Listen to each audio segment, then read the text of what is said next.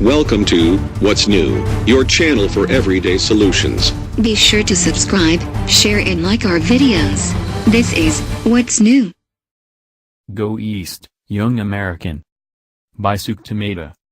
Abu Dhabi, United Arab Emirates. One of the fiercest debates in the nation these days centers on immigration to America, and whether it takes jobs away from people already here. But maybe the solution is emigration from America. Today, there are 9 million American civilians living abroad, up from 4 million in 1999. In the 21st century, America's greatest export could just be Americans. Just as India's greatest export has long been Indians. In 1936, when my grandfather was 16, he had to help support his 5 younger siblings in a village in Gujarat. His father sent him to Nairobi, Kenya, where he began his career sweeping floors in his uncle's accounting office. In turn, his children moved, to America, to England, to Australia. In the 1970s my father stood for 9 hours a day at the Diamond Dealers Club on West 47th Street in Manhattan because he couldn't afford an office. My grandfather's descendants are doctors, lawyers, public servants, corporate executives all over the world. Mobility is survival.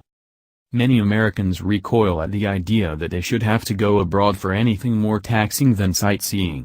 The number of Americans working abroad is very low compared with other developed countries. Only a third of Americans have a working passport, 3/4 of Britons do, and 60% of Canadians. If you were to believe President Trump, and even some supporters of Senator Bernie Sanders, you would think that this is because every American has a divine right to a well-paid job in his own country. The 20th century was the American century, the 21st, not so much. A young person in Denmark or New Zealand has a better quality of life than a young person in the United States. There you can go to college free, not have to worry about money when you're sick, and enjoy 2 months vacation even if you're only an intern. Partly this is due to the significant underinvestment by the government in education, healthcare and the arts, which has left sections of the United States looking like post-war Europe. Americans who work abroad do quite well. American pilots for Chinese airlines, for example, make $300,000 a year. All around the world, there are legions of Americans making a good living as engineers, corporate executives, English teachers. Critics say this kind of globalization is only for the elite, those lucky and wealthy enough to have been educated at the best schools. But it's not just jobs requiring a college degree that Americans should consider doing overseas. A 150 peso an hour job in an automobile plant in Aguascalientes, Mexico, isn't the same as a $1.40 an hour union job in Detroit, but you will live much better than if you made $8 an hour slinging burgers in Scranton, Pa. Maybe, instead of building a wall, President Trump should be demanding that Mexico open up its labor market to Americans. I certainly understand why Americans might be attached to their house, their friends and family, their home country. I've made New York my home, the last home for those who have no other. The United States is a beautiful country, a safe country and, for most people, a comfortable country. It's true that we should fight for better paying jobs at home. Companies move jobs abroad so they can pay workers less, in countries with looser environmental and labor laws. But American jobs are disappearing not because they're moving to Mexico or China, it's because they are increasingly being done by robots. What we need is not tariffs, but training. We also need to gently teach our children, you might prefer to stay in the house you were born in all your life, but it's not a constitutional right.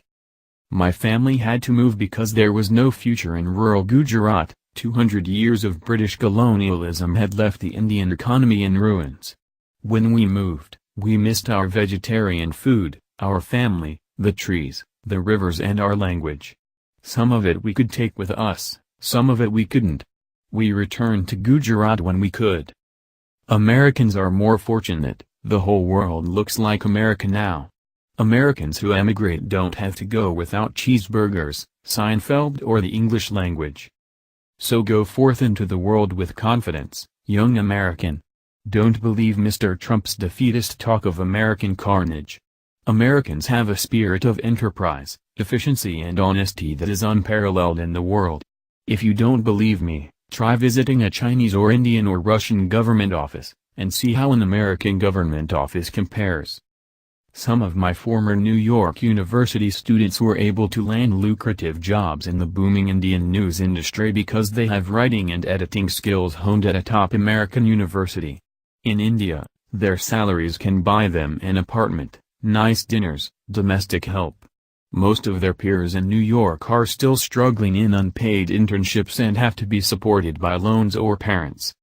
For my college-going sons, there is no guarantee that there will be a job waiting after graduation in America.